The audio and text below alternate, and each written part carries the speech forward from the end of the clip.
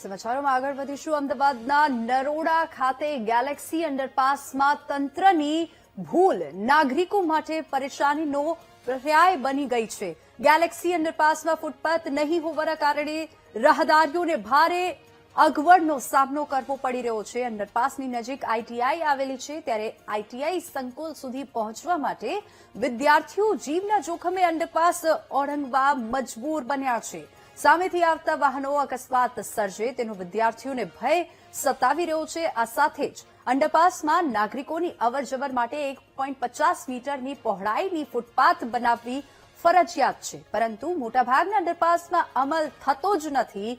પાલડીના જલારામ અંડરપાસમાં પણ નિયમોનું પાલન નહીં કરાયું હોવાનું વાહન ચાલકો કહી રહ્યા છે. દરરોજ ચાલતા જઈએ છે ને આવીએ છીએ.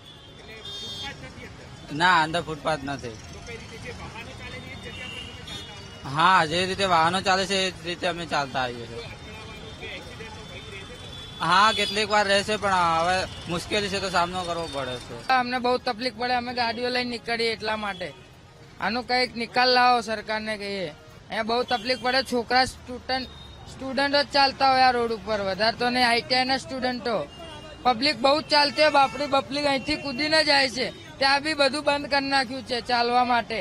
પબ્લિક અહીંથી જ બધી ચાલતી જાય છે. ફૂટપાથ નથી, એટલે સૌથી વધારે તકલીફ જે થતી હોય છે અહીંયા અંડરબ્રિજના પાસ પેલી બાજુ જે આઈટીઆઈ આવેલી છે, એમાં ઘણા છોકરાઓ, લગભગ 1500 જેટલા છોકરાઓ અહીંયા અભ્યાસ અર્થે આવતા હોય છે. એ લોકોને ચાલતા જવામાં ને એમાં બહુ ઘણી બધી તકલીફ થતી હોય.